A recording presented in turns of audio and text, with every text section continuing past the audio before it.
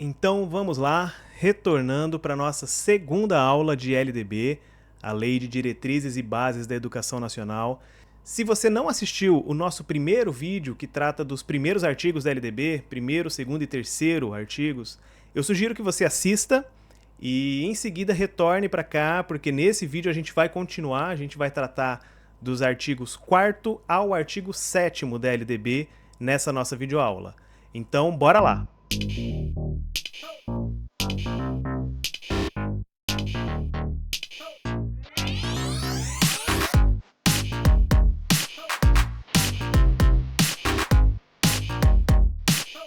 Bom, então vamos lá.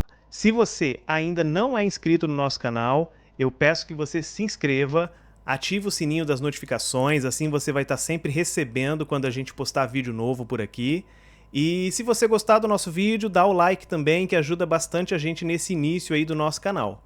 Antes da gente iniciar o título 3 da LDB, que é o foco da nossa aula de hoje, eu trouxe aqui um quadrinho para facilitar a compreensão, porque a partir do artigo 4º, vão começar a surgir algumas informações que eu creio que fique mais fácil a visualização aqui nesse quadro. Então vamos lá. A partir do artigo 4, a LDB começa a falar sobre educação escolar. Quando ela fala de educação escolar, a gente vai compreender que a educação escolar citada aqui na LDB, ela está englobando educação básica e educação superior. Então, a educação escolar é dividida em educação básica e educação superior. A educação superior, por enquanto, a gente não vai tratar, a gente vai tratar no curso no momento posterior. Então, a gente vai se atentar, por hora, aqui ó, na primeira parte, a parte que fala da educação básica. Então, retornando, a LDB vai tratar de educação escolar, vai dividir a educação escolar em 2 níveis escolares. O primeiro, educação básica, o segundo, educação superior. E aí, dentro do nível de educação básica, então, nós temos 3 etapas.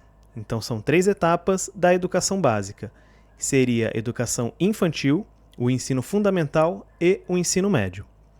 Sendo que a educação infantil, ela tem 2 divisões, e eu já vou explicar para vocês aqui, ó. Educação infantil, ela se divide em creche e pré-escola. Por que a creche está em vermelho ali? Porque a creche é a fase da educação infantil que não é de matrícula obrigatória. Então, a educação infantil ela engloba creche e pré-escola, porém, a matrícula ela só é obrigatória a partir dos 4 anos de idade. Então, somente na pré-escola. Além disso, outra etapa da educação básica, então, o ensino fundamental, que vai dos 6 aos 14 anos de idade, e ensino médio dos 15 aos 17 anos de idade. Ensino fundamental e ensino médio é mais tranquilo da gente memorizar. O que as bancas gostam de cobrar é essa primeira parte aqui, ó. É a parte que fala da creche e da pré-escola. Por quê? Porque se a questão estiver te perguntando qual a idade da educação básica, a educação básica vai do 0 aos 17 anos. Porém, se a questão te perguntar em que idade a matrícula na educação básica é obrigatória, então dos 4 aos 17 anos de idade. Lembrando que de 0 a 3 anos não é matrícula obrigatória, é o período da creche. Beleza? Resumindo então, educação escolar, ela é dividida em 2 níveis escolares. Primeiro, educação básica, segundo, educação superior. A educação básica, por sua vez, é dividida em etapas: ensino infantil, ensino fundamental e ensino médio. A educação básica, por sua vez, é dividida em etapas: educação infantil, ensino fundamental e ensino médio. Do 0 aos 3 anos de idade, matrícula não obrigatória na creche. A partir dos 4 anos de idade, matrícula obrigatória já na pré-escola. Dos 6 aos 14 anos, ensino fundamental. 15 aos 17, ensino médio. Matrícula obrigatória, então, na educação básica, dos 4 aos 17. Idade da educação básica, do 0 aos 17 anos. Fechou? Então, bora lá. O título 3, ele vai tratar do direito à educação e do dever de educar. O artigo 4º, então, vai dizer o seguinte: o dever do Estado com a educação escolar pública será efetivado mediante a garantia de... Então, em resumo, o artigo 4º vai falar dos deveres do Estado com a educação. Então, a partir de agora, a gente vai começar a ler alguns itens que o Estado tem que garantir. Item 1. O Estado deve garantir a educação básica obrigatória e gratuita dos 4 aos 17 anos de idade. Nota aqui, falou em educação básica obrigatória a partir dos 4 anos de idade. Essa educação básica será organizada da seguinte forma: pré-escola, ensino fundamental, ensino médio. Tudo que a gente viu ali naquela tabelinha ali em cima. Além disso, o Estado tem que garantir também a educação infantil gratuita às crianças de até 5 anos de idade. Olha só, a gente não pode confundir a idade obrigatória com a obrigação do Estado em ofertar educação infantil. A matrícula ela é obrigatória a partir dos 4 anos de idade. A matrícula é obrigação de quem? Dos pais ou responsáveis. Aqui a gente está falando da obrigação do Estado em ofertar educação infantil para as crianças de até 5 anos de idade. São coisas diferentes. O Estado também tem a obrigação de ofertar o atendimento educacional especializado, o famoso AEE, gratuitamente aos educandos com deficiência, transtornos globais do desenvolvimento, altas habilidades ou superdotação. Então, o Estado tem a obrigação de ofertar o atendimento educacional especializado aos educandos com deficiência, transtornos globais de desenvolvimento, altas habilidades ou superdotação, transversal a todos os níveis, etapas e modalidades. Lembrando, então, todos os níveis inclui educação básica, educação superior, todas as etapas da educação básica, que é educação infantil, ensino fundamental, ensino médio, e todas as modalidades. As modalidades a gente vai ver ainda no curso, no momento posterior, mas, em resumo, são todas as formas que o ensino pode ser ofertado, preferencialmente na rede regular de ensino. Então, esse atendimento educacional especializado deve ser ofertado. Aqui eu já deixei o texto em vermelho, mas mesmo assim eu ainda vou fazer um destaque, preferencialmente na rede regular de ensino.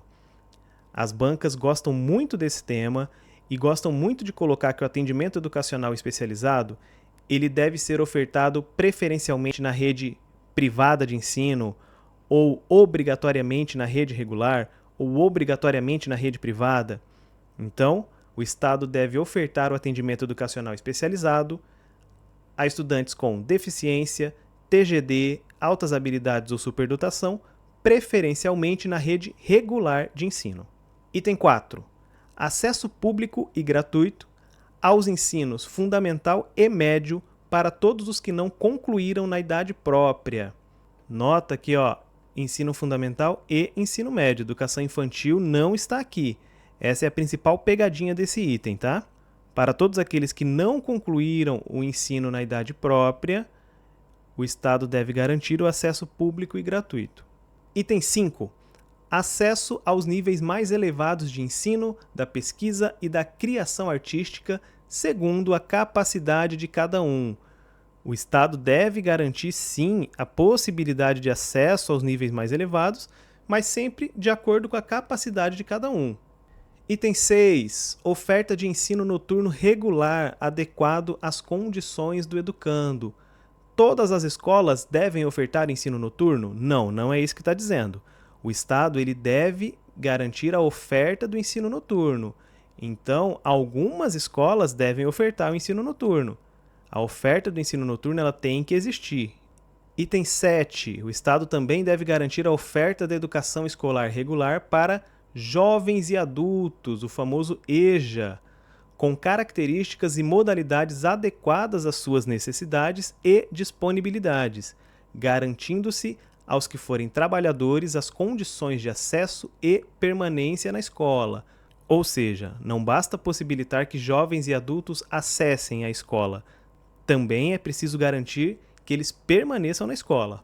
Item 8. Atendimento ao educando em todas as etapas da educação básica por meio de programas suplementares de material didático escolar, transporte, alimentação e assistência à saúde. Esse é um item que não cai tanto, porém, vamos memorizar. Programas suplementares de material escolar, transporte, alimentação e assistência à saúde. Próximo item, item 9. Padrões mínimos de qualidade do ensino, definidos como a variedade e a quantidade mínimas por aluno de insumos indispensáveis ao desenvolvimento do processo de ensino-aprendizagem adequados à idade e às necessidades específicas de cada estudante, inclusive mediante a provisão de mobiliário, equipamentos e materiais pedagógicos apropriados. Ou seja, o Estado deve garantir um padrão mínimo de qualidade e, para isso, ele tem que fazer uma conta por aluno da necessidade de cada aluno, inclusive provendo mobiliário, equipamentos e materiais pedagógicos apropriados para cada aluno. Item 10. Vaga na escola pública de educação infantil ou de ensino fundamental mais próxima de sua residência a toda criança a partir do dia em que completar 4 anos de idade.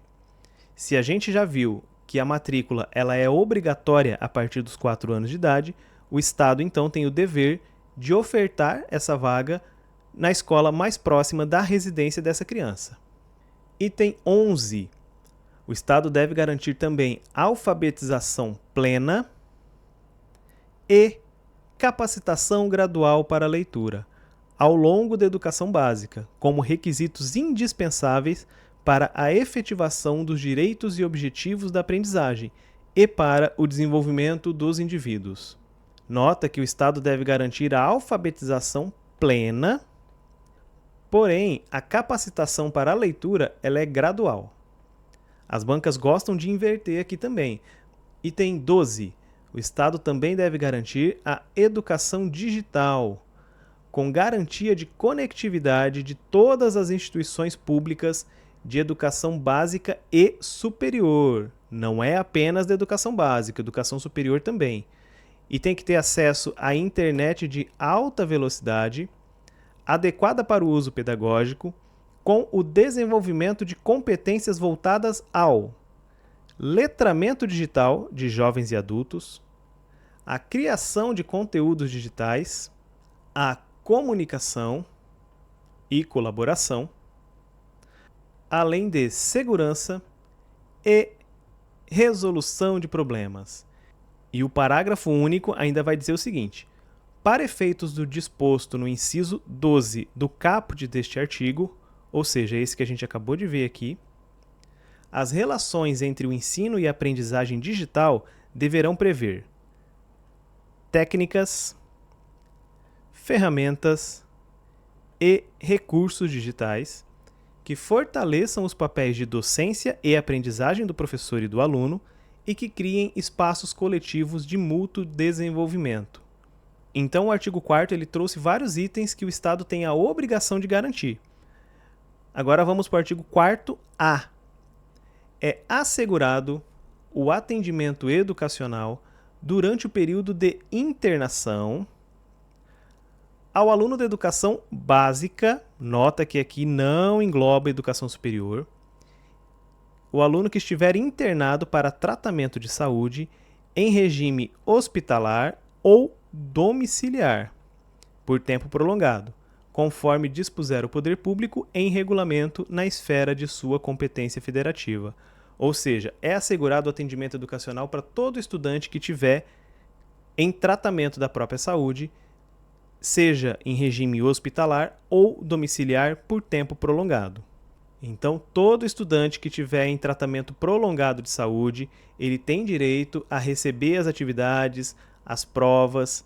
A escola deve se organizar para enviar essas atividades para serem feitas por esse aluno durante esse período que ele estiver afastado para tratamento. Artigo 5º. O acesso à educação básica obrigatória, ou seja, dos 4 aos 17 anos, é direito público subjetivo, podendo qualquer cidadão, grupo de cidadãos, associação comunitária, organização sindical, entidade de classe ou outra legalmente constituída, e ainda o Ministério Público, acionar o poder público para exigi-lo. Então, o acesso à educação básica obrigatória dos 4 aos 17 anos é um direito público subjetivo, é um direito público do sujeito. E qualquer um desses que estão listados aqui nesse artigo podem exigir do poder público essa oferta e esse acesso à educação básica. Parágrafo 1º. O poder público, na esfera de sua competência federativa, deverá 1. Recensear anualmente as crianças e adolescentes em idade escolar, bem como jovens e adultos que não concluíram a educação básica. Além disso, item 2. O Estado deve fazer-lhes a chamada pública. O que é isso? O Estado tem a obrigação de divulgar quando tem vagas sendo ofertadas nas escolas, por meio de afixação de faixas na praça da cidade, por exemplo, dizendo que em determinada escola tem vagas no 6º ano, no 9º ano. Quando o Estado faz isso, ele está cumprindo o parágrafo 1º do artigo 5º da LDB, então. Além disso, item 3, zelar junto aos pais ou responsáveis pela frequência à escola. O Estado, então, deve zelar junto aos pais e responsáveis, nota aqui que é uma responsabilidade compartilhada, pela frequência dos estudantes à escola. Item 4. Divulgar a lista de espera por vagas nos estabelecimentos de educação básica de sua rede, inclusive creches. Nota aqui o seguinte, quando ele fala de estabelecimentos de educação básica, como ele não disse estabelecimentos de educação básica de matrícula obrigatória, ele já incluía aqui as creches, porque é justamente nessa faixa etária de 0 a 3 anos onde a gente tem muito problema com isso aqui, com a lista de espera por vagas. Então, é obrigação do poder público divulgar a lista de espera por vagas dos estabelecimentos de educação básica da sua rede, inclusive creches, por ordem de colocação e, sempre que possível, por unidade escolar, bem como divulgar os critérios para a elaboração da lista. Resumindo, o poder público ele tem a obrigação sim de divulgar a lista de espera por vagas dos estabelecimentos da sua rede, por ordem de colocação. Pode ser então uma lista única da rede toda? Pode. Essa é a obrigação que ele tem. E aí, sempre que for possível, ele faz isso por unidade escolar. Além disso, ele deve divulgar também os critérios para a elaboração da lista. Ou seja, tem prioridade na lista quem mora mais perto da escola? Ou quem tem maior idade? Enfim, ele deve divulgar quais foram os critérios para a elaboração dessa lista de espera. Item 5. Garantir aos pais, aos responsáveis e aos estudantes acesso aos resultados das avaliações de qualidade e de rendimento escolar nas instituições de ensino, diretamente realizadas por ele ou em parceria com organizações internacionais. Esse item aqui, ele se refere a avaliações que o estudante faz, por exemplo, do SAEB ou do PISA. O poder público, então, deve garantir aos pais, aos responsáveis e aos estudantes o acesso a esses resultados. Notem que o item 5 ele fala de acesso aos pais, aos responsáveis e aos estudantes. Não é garantir o acesso à escola, não é garantir o acesso aos professores. Quem tem que ter acesso a esses resultados são os pais, os responsáveis e os estudantes. Parágrafo 2º do artigo 5º. Em todas as esferas administrativas, o poder público assegurará, em primeiro lugar, o acesso ao ensino obrigatório, nos termos deste artigo, contemplando em seguida os demais níveis e modalidades de ensino conforme as prioridades constitucionais e legais. Primeiro, então, a esfera administrativa, ou seja, o município, ou o estado, ou a União. Primeiro, ele deve garantir o acesso ao ensino que é obrigatório, para depois focar nos demais níveis e modalidades de ensino. Vocês lembram que lá no comecinho do artigo 5º, ele traz uma lista de instituições e associações que podem peticionar, né, que podem cobrar o poder público a oferta da educação básica. Quando isso acontece, por exemplo, do Ministério Público cobrar a oferta de vagas, por exemplo, o parágrafo 3º ele só traz o detalhe de que isso vai ser feito de forma gratuita e que o rito dessa ação vai ser um rito sumário, ou seja, vai ser um rito mais acelerado.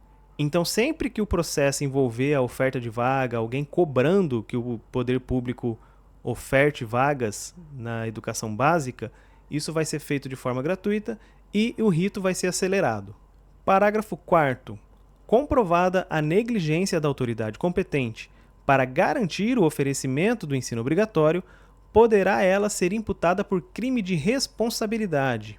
Então, sempre que o ensino obrigatório não está sendo oferecido por determinada rede de ensino e comprovada que foi por negligência da autoridade competente, do prefeito, do governador, enfim, essa autoridade, então, vai responder por crime de responsabilidade. Parágrafo 5º. Para garantir o cumprimento da obrigatoriedade do ensino, o poder público criará formas alternativas de acesso aos diferentes níveis de ensino, independentemente da escolarização anterior. Isso aqui a gente vai ver com mais detalhes posteriormente, porque a LDB traz algumas possibilidades. Por enquanto, eu só quero que vocês gravem que isso vai acontecer independentemente da escolarização anterior. Parágrafo 6º. Incumbe ao poder público promover, nos termos de regulamento, o acesso público às informações educacionais de censo anual e dos exames e sistemas de avaliação da educação básica, considerado todo o processo de realização dessas atividades. Ou seja, o poder público tem que garantir a divulgação de resultados do censo anual, por exemplo, dos exames e sistemas de avaliação, SAEB. Todos esses resultados eles devem ser divulgados à sociedade. Parágrafo 7º. A organização e a manutenção de sistema de informações e estatísticas educacionais pela União, pelos estados, pelo DF e pelos municípios, no âmbito da administração direta e indireta, sujeitar-se-ão ao dever de transparência e publicidade, como preceitos gerais, e ao direito fundamental de acesso à informação, que trata a Lei 12.527, que é a Lei de Acesso à Informação. Ou seja, a regra geral para o poder público é a publicidade. Por isso, informações obtidas com o censo ou com exames de avaliação básica, elas devem ser divulgadas e publicizadas. Parágrafo 8º. Dados e microdados, agregados e desagregados, coletados na execução de políticas educacionais de caráter censitário, avaliativo ou regulatório, serão tratados, divulgados e compartilhados, sempre que possível, de forma anonimizada, observados os parâmetros para anonimização previstos em regulamento. O que isso quer dizer? Dados e microdados. Sempre que existe, por exemplo, avaliação do SAEB, os dados são referentes à rede de ensino, por exemplo, e os microdados seriam o desempenho individual de cada estudante, por exemplo. Então, sempre que for possível, isso deve ser feito de forma anonimizada. Eu não devo divulgar, então, o desempenho individual do estudante. O cidadão que vai ver o resultado do SAEB, por exemplo, ele não precisa saber qual foi a nota do Joãozinho lá do 3º ano da escola fulana de tal. O artigo 5º-A, ele só vai dizer que isso que a gente acabou de ver nos parágrafos 6º, 7º e 8º também se aplica aos exames e sistema de avaliação da educação superior. Artigo 6º. É dever dos pais ou responsáveis efetuar a matrícula das crianças na educação básica a partir dos 4 anos de idade. O parágrafo 6, então, só está reforçando que essa responsabilidade é dos pais ou responsáveis. Artigo 7º. O ensino é livre à iniciativa privada, atendidas as seguintes condições. Então, o estabelecimento privado de ensino ele tem que seguir as seguintes condições. Primeiro, ele deve cumprir as normas gerais da educação nacional e as normas do respectivo sistema de ensino. Então, ele tem que seguir também as legislações estaduais e a legislação do município onde ele estiver inserido. Segundo, deve ter também a autorização para o funcionamento e a avaliação de qualidade pelo poder público. Terceiro, capacidade de autofinanciamento. Então, o estabelecimento privado, para funcionar, ele deve comprovar que ele consegue se sustentar, que ele consegue se autofinanciar. A LDB só vai trazer uma ressalva aqui, que é do artigo 213 da Constituição Federal, que é o que fala das instituições filantrópicas e sem fins lucrativos. Artigo 7º-A. Ao aluno regularmente matriculado em instituição de ensino pública ou privada, de qualquer nível, é assegurado, no exercício da liberdade de consciência e de crença, o direito, mediante prévio e motivado requerimento, a ausentar-se de prova ou de aula marcada para o dia em que, segundo os preceitos de sua religião, seja vedado o exercício de tais atividades, devendo-se-lhe atribuir, a critério da instituição e sem custos para o aluno, uma das seguintes prestações alternativas, nos termos do inciso 8 do caput do artigo 5º da Constituição. Ou seja, o estudante tem o direito garantido lá no artigo 5º da Constituição de se ausentar de prova ou de aula que esteja marcada para um dia em que sua religião não permita. Ou seja, esse requerimento ele deve ser prévio, o estudante deve solicitar com antecedência que ele não vai poder participar daquela prova ou daquela atividade que está marcada para um dia em que a sua religião não permite que ele faça. Muitas bancas gostam de dizer que o aluno só vai ter direito a refazer essa prova, por exemplo, se ele pagar. E a gente está vendo aqui que isso é sem custo para o aluno, se for por motivo da religião. Muitas bancas gostam de dizer que o aluno só terá esse direito se ele pagar essa segunda chamada, né? Essa segunda prova. Porém, a gente vê lá em cima, ó, lá no início do artigo, que isso se aplica também à iniciativa privada. Então, se for por motivos de religião, o estudante solicitando previamente, ele pode ter essa prova, essa aula remarcada para um dia em que a religião dele permita que isso seja feito. E isso vai ser feito de que forma? Primeiro item, prova ou aula de reposição, conforme for o caso, a ser realizada numa data alternativa, no turno de estudo do aluno ou em outro agendado com a sua anuência expressa. Então a regra é, a prova ou a aula de reposição ela deve ser feita em outra data, preferencialmente no turno que o aluno estude, no mesmo turno. Quando isso não for possível, tem que ser em outro horário, agendado com ele, e o aluno tem que concordar, ele tem que dar anuência expressa para esse outro horário. Ou, item 2, trabalho escrito, ou outra modalidade de atividade de pesquisa, com tema, objetivo e data de entrega definidos pela instituição de ensino. Eu já vi banca cobrando, dizendo que quem define o tema, o objetivo e a data de entrega é o aluno. Nada disso, então. A gente está vendo que quem define tudo isso é a instituição de ensino. Parágrafo 1º. A prestação alternativa deverá observar os parâmetros curriculares e o plano de aula do dia da ausência do aluno.